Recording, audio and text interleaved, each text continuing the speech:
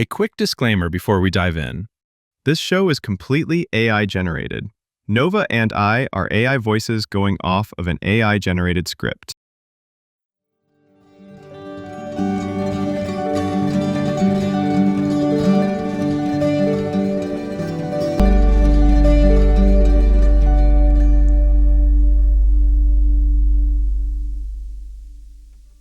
There are few things that can turn a normal conversation into a full emergency faster than the words. Wait, don't spoil it. Exactly. Suddenly, everyone is negotiating what counts as a spoiler, how long something has been out, who should have watched it already, and whether saying, there's a twist, is itself a spoiler. Which, depending on the person, it absolutely can be. See? This is already dangerous. Spoilers are interesting because people treat them like one of the worst things you can do to a story experience. And yet, plenty of people actively look them up. Correct. Some people avoid spoilers with almost military precision. Muting keywords, dodging comment sections, refusing to open group chats. Avoiding eye contact with anyone who saw the movie first. A necessary survival tactic. Other people read the ending before they start. Or look up whether a character dies, Or check the plot summary halfway through because the suspense is too stressful. which feels illegal to some people. But comforting to others. And that is the interesting part. Spoilers are not just about information. They are about control, surprise, anxiety, anticipation, and how people want to experience stories. Because the same spoiler can feel completely different depending on the person. For one viewer, it ruins the reveal. For another, it makes the story easier to enjoy. And for someone else, it may not matter much at all because they were never watching only for the surprise. Which is where this gets more complicated than just spoilers bad. Because a story is not only a sequence of unknown events, It's characters, structure, emotion, performance, music, and meaning. surprise can be powerful, but it is not the only reason stories work. Otherwise, nobody would ever rewatch anything. Exactly. Rewatching proves that knowing what happens does not automatically destroy the experience. Sometimes it changes what you notice. Instead of asking, what happens next, you start asking, how does this get there? You see the foreshadowing, The setup, the choices. the little details that only make sense once you know the ending. So maybe spoilers do not always end the experience, Sometimes they change the experience. which does not mean everyone should spoil everything. Definitely not. Please do not become that person. Spoiler etiquette still matters. Deeply. But the fact that people react to spoilers so differently tells us something about how humans engage with stories. Some people want surprise. Some want emotional preparation. Some want control. Some want discovery.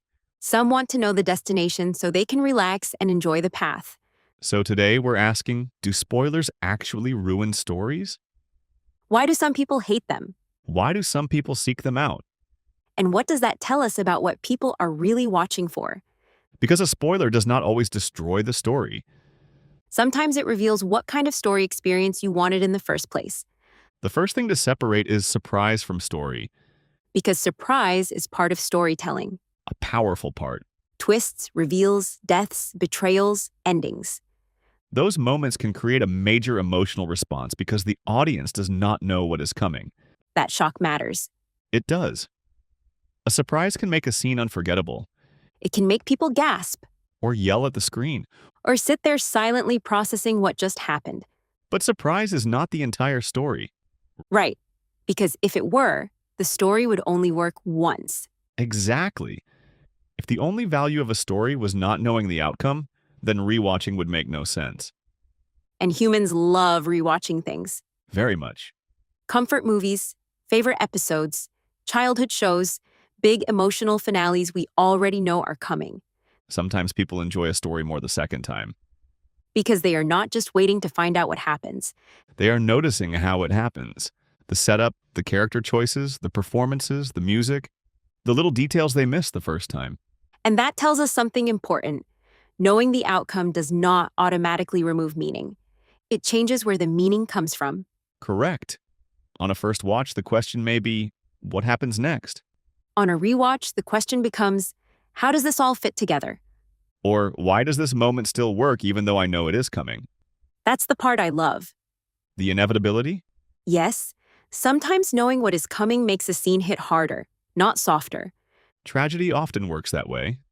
Exactly. If you know something terrible is coming, every small happy moment can feel more fragile. The audience is not experiencing uncertainty in the same way, They are experiencing dread or anticipation, or emotional buildup. which means spoilers can change the type of tension without removing tension entirely. That feels like the key. It is. A spoiler may remove the surprise of the outcome, but it does not necessarily remove suspense, emotion, theme, or craft. And prequels are probably the clearest example. Very much. A prequel often tells a story where the audience already knows the destination. We know where Anakin ends up. We know the Republic falls. We know certain characters survive. We know the larger shape of history, But the story is still about the journey. about how it happens, why it happens, and what it costs. And what people fail to see before it is too late. So, in that sense, a prequel is almost a built-in spoiler, Which sounds bad when you say it that way. but it proves the point. Knowing the ending does not mean the story has nothing left to offer. Exactly. The story shifts from discovery to interpretation. You are not watching to learn the destination. You are watching to understand the road. And sometimes the road is the point. That is why some spoilers are more damaging than others. Because some stories are built heavily around one secret. Yes, if the entire experience depends on a twist, then revealing that twist can weaken the first watch. Because the story is designed around not knowing. But if the story has strong characters, emotional depth, atmosphere, theme, and structure, Then it can usually survive knowing the twist. it may even reveal more on the second viewing. So maybe the question is not, do spoilers ruin stories? It is, what part of the story was carrying the experience? Was it only the secret? Or was it the whole design? Because a reveal can be exciting. But a story has to be more than a trapdoor. That's a good line. Thank you. A twist can make you fall through the floor. But the rest of the house still has to be built. Now we're doing architecture again. It keeps being useful. Apparently, The main point is that surprise matters, but surprise is only one layer. stories also work because we care, Because we understand the characters. because we feel the buildup, Because the choices matter, because the ending means something, and those parts can remain powerful even when the outcome is already known. which is why people rewatch, reread, replay, and return to stories. They are not always seeking information, Sometimes they are seeking the experience. and a spoiler does not always erase that experience. Sometimes it just changes what you are paying attention to. So if surprise is not the whole story, that does not mean surprise does not matter. Correct. For some people, spoilers genuinely damage the experience. And I get that. There is something special about not knowing. The unknown creates tension. It makes you lean forward. It keeps the viewer actively predicting, questioning, and adjusting expectations. And when the reveal finally happens, you get to feel it in real time. That timing matters. Exactly. A good reveal is not just information, it is a moment. The story builds toward it. The music shifts, The performance changes. the audience realizes something at the same time the character does, Or sometimes before the character does. which is also deliciously stressful.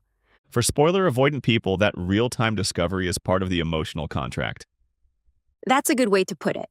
They want to meet the story where the story wanted to be met. Yes. The creator has arranged information in a specific order. A spoiler changes that order. And if that order matters to you, then a spoiler can feel like someone rearranged the experience without asking, Exactly. It removes a designed uncertainty, which can make the story feel flatter. especially if the story depends on a mystery twist, secret identity, character death, betrayal, or major reveal. Because then knowing early does change the way you watch. It does. You may still enjoy the story, but you are no longer experiencing it in the intended sequence, That can feel like someone took the emotional peak away before you got there. or reduced its impact. And sometimes that is what people are protecting when they say, don't spoil it. They are not only protecting the facts, They are protecting the feeling. exactly. They want the surprise to arrive through the story, not through a headline, a comment, a thumbnail, or someone casually yelling the ending in a hallway. The hallway people are the worst, A serious cultural problem. deeply underregulated. Spoilers can also feel intrusive because they remove choice. That's a big part of it. If someone chooses to read a spoiler, that is one thing. But having a spoiler forced onto them removes control over how they experience the story. And stories are personal. Even when millions of people are watching the same thing, the experience still feels like yours. So when someone spoils a moment without warning, it can feel like they took part of that experience away. Not the whole story necessarily, But the first version of it. the version where you did not know. And you only get that version once. That is why people get so protective, It is also why spoiler windows are emotionally complicated. because people disagree on when the protection expires. Very much. Some people think, it came out yesterday, say nothing. Others think, it has been 10 years. At some point, society must move forward. And somewhere in the middle is everyone trying not to mention a character death while making extremely suspicious facial expressions. Which may itself be a spoiler. See? Dangerous. The bigger point is that spoiler avoidance is not irrational. It is a preference for discovery A preference for controlled information release, and for experiencing the emotional design of the story as intended. which is valid. But it is not universal. No. Some viewers care deeply about surprise. Others care more about comfort, anticipation, or understanding the structure. So when someone hates spoilers, it does not mean they are being dramatic. Usually, Let them live. it means the unknown is part of what they value in the story. And losing the unknown changes the experience they wanted. That is the cleanest way to say it. For spoiler-avoidant people, the issue is not just information. It is losing the chance to feel the reveal happen naturally And for them, that can be the difference between watching a moment unfold and just waiting for a fact to arrive. But then there is the other side of this. the people who hear don't spoil it and quietly think, actually, please spoil it immediately. Because for some viewers, spoilers do not ruin the experience. They make the experience easier to enter. And this is where spoiler seeking gets misunderstood. Yes, people often assume that if someone looks up spoilers, they must care less about the story. But sometimes they care a lot. Exactly. They may care so much that the uncertainty becomes uncomfortable. Suspense can be fun, but it can also be stressful, For some people, not knowing what happens creates anxiety rather than excitement. especially if the story is intense, sad, scary, or emotionally heavy. A spoiler can reduce that uncertainty. It tells you what kind of emotional ride you're getting on, Correct. It gives the viewer a sense of control. like checking the weather before a trip. That is a surprisingly accurate comparison. Thank you. You may still take the trip, but knowing what to expect changes how you prepare. And sometimes that preparation lets you enjoy it more. Right. If someone knows a character survives, they may be able to relax and engage with the story instead of bracing for disaster. Or if they know the ending is sad, they can decide whether they are in the right emotional space for it. Which makes spoilers a form of expectation management. That sounds clinical, but yes. It is clinical because it is accurate. Still, it feels very human. Sometimes people do not want to be ambushed by a story. And that is especially true when stories deal with grief, violence, betrayal, trauma, or loss. Or even just unbearable secondhand embarrassment. A category that deserves recognition. Deeply. Some of us need warnings before fictional awkwardness. The point is that spoiler seeking can be a way of creating emotional safety. And that does not mean the person is less invested. No. It may mean they are trying to protect the conditions that let them stay invested. That's good. A spoiler can also help someone decide whether a story is worth their time. Which makes sense now because there is so much content. Exactly. People have limited attention, limited time, and limited emotional energy. Knowing where a story goes can help them decide whether they want to commit, Especially with long shows, or games, or book series. or anything where the investment is significant. Sometimes people look up the ending because they want to know if the journey is going somewhere they actually care about. That may frustrate spoiler-avoidant viewers, but it is a rational strategy. It is also very modern. Yes. In a media environment with endless options, spoilers can become a filtering tool. Will this emotionally destroy me? Does this character make it? Is the ending satisfying? Is the twist worth it? Does the dog survive? An essential category. Possibly the most essential category. Spoilers also create anticipation for some viewers. That sounds backwards, but it is true. Knowing a major moment is coming can make someone more interested in watching how the story reaches it, Like waiting for a scene people talk about. or watching a prequel when you already know the historical outcome. The enjoyment comes from waiting for the moment to arrive. Yes, the viewer is not asking what happens They are asking, how do we get there? and what will it feel like when it happens.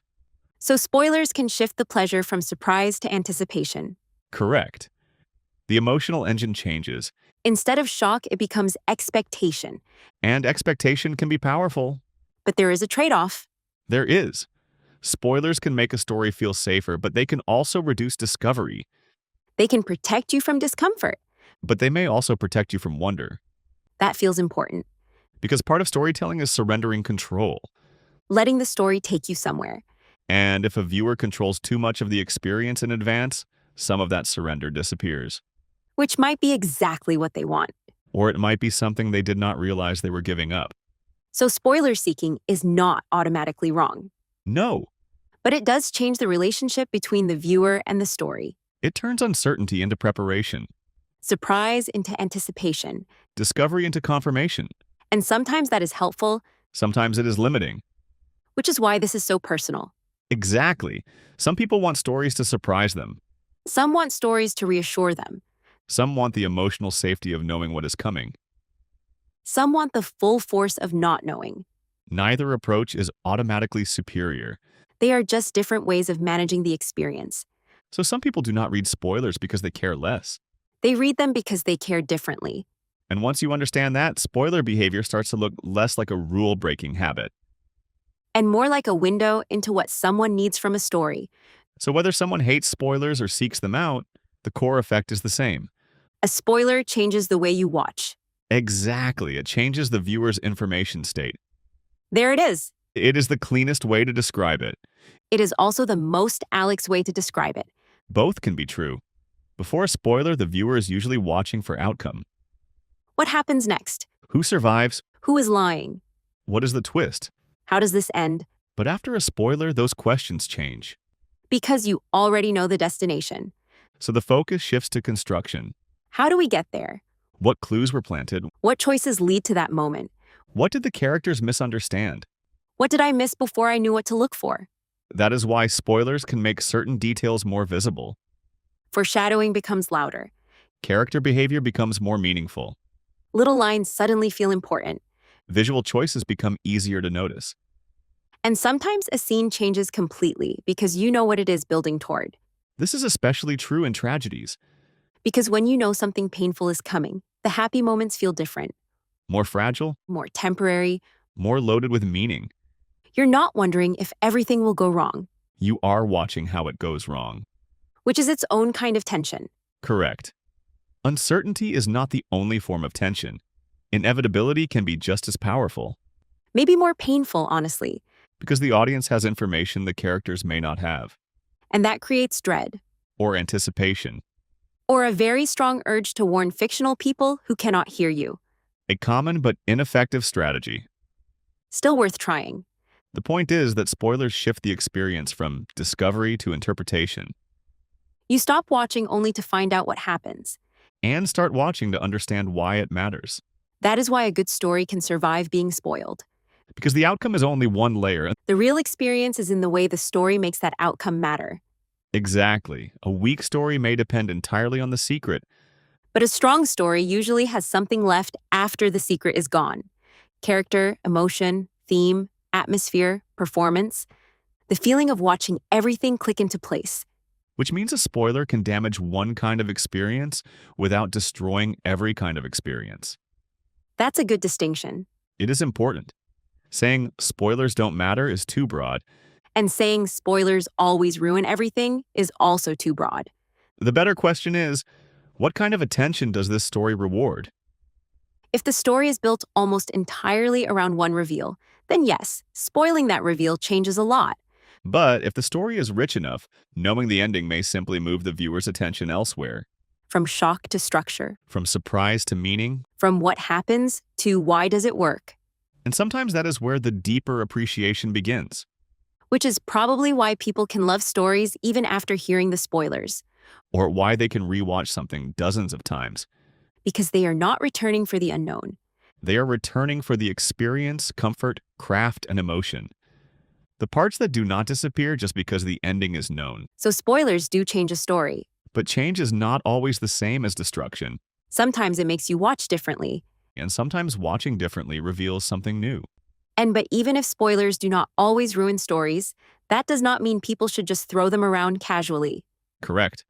Because spoilers are not only about stories, they are also about timing, consent, and social context. Yes, if someone chooses to read a spoiler, that is their decision. If someone has a major moment revealed to them without warning, that is different. Because then the experience was changed for them, Exactly. Not by the story, but by another person. which is why spoiler arguments get so emotional. They are not just arguments about information. They are arguments about whether someone's preferred experience was respected. And that is where the etiquette gets messy. Because modern media does not move at one shared pace anymore. Some people see the movie opening night. Some wait for streaming, Some are watching 3 episodes behind. some are avoiding social media until they catch up. Some are somehow still planning to start the show from 2017. Long-term commitment. Or denial. Possibly both. The point is that spoiler windows are no longer simple, and In the past, if something aired, everyone kind of experienced it around the same time. more or less.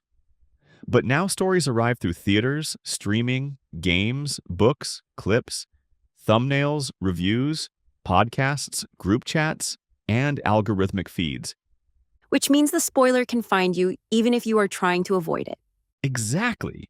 A title, thumbnail, trending topic, comment section, meme, or reaction video can reveal something before you even realize what you are looking at.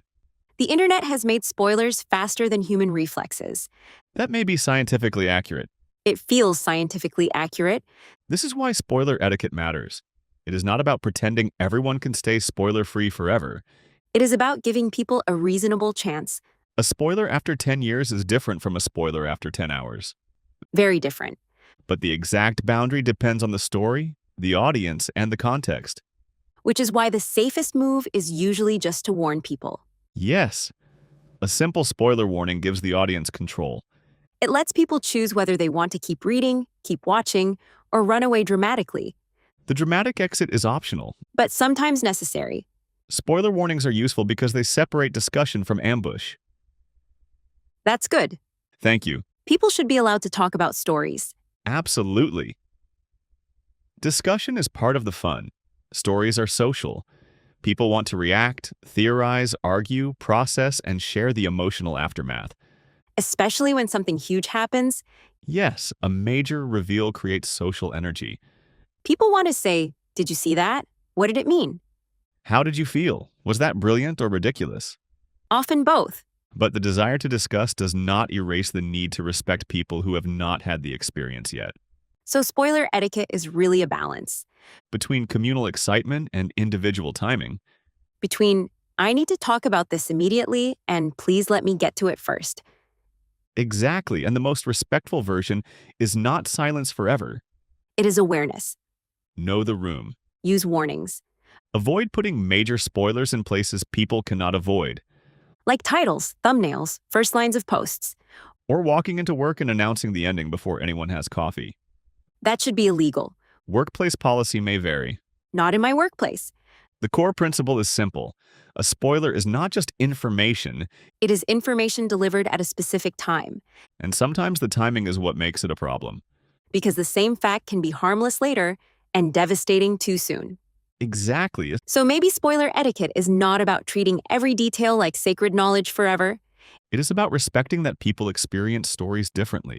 Some people want to know, Some people do not. some people need preparation, and some people need surprise. And if you are not sure which one someone is, Ask before you launch into the ending. revolutionary, Basic, but effective.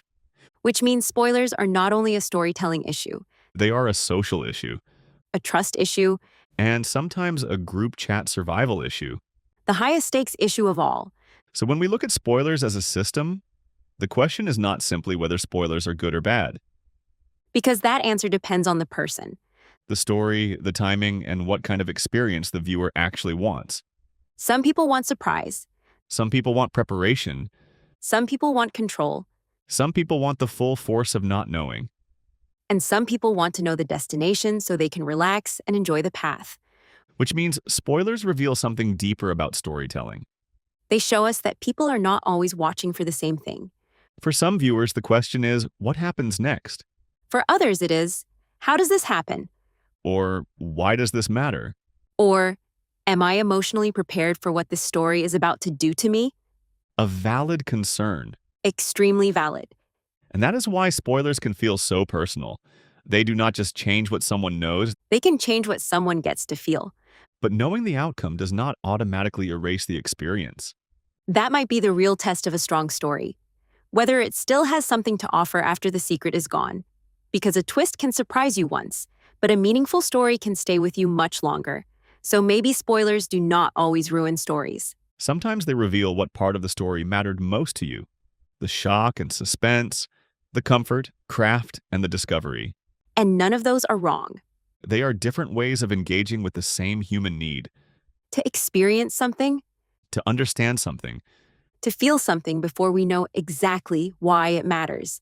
Which brings us to next time, Episode 50, a milestone episode. a big one.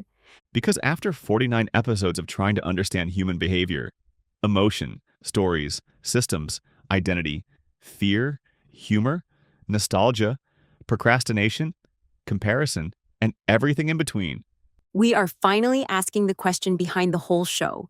what do we still not understand about humans? Because somehow, after all this analysis, There are still mysteries. a lot of mysteries. Why people know something is bad for them and do it anyway. Why they chase certainty but love surprise. Why they want to belong but also want to be unique. Why they can explain their choices after the fact, but not always before. Why meaning matters more than efficiency. Why memory edits the past. Why emotions can override logic. And why tiny fictional moments can absolutely destroy someone at 11:43 at night. Specific. Accurate. Episode 50 is not just another topic, It is a checkpoint. a look back at what we have learned, A look ahead at what still does not make sense. and maybe the clearest version yet of what Algorithms with Attitude has been trying to do from the beginning.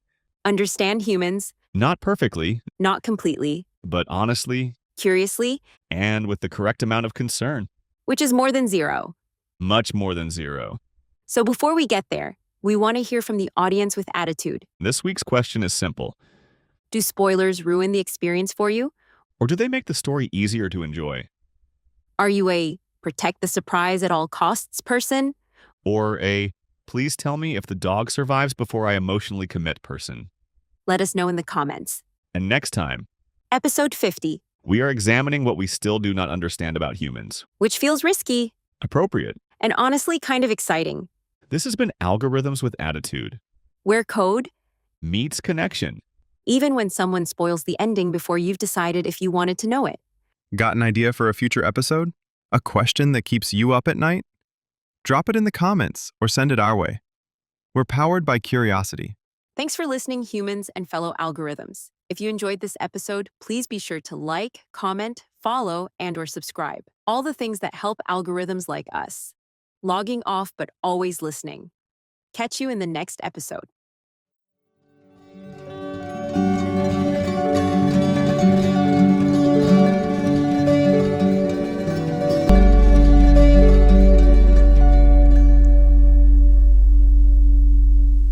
Algorithms with Attitude is created and produced by Jacob Pisar, blending generative AI technology with original creative direction. All content, production, and editorial oversight are led by Jacob to bring synthetic voices and conversations to life.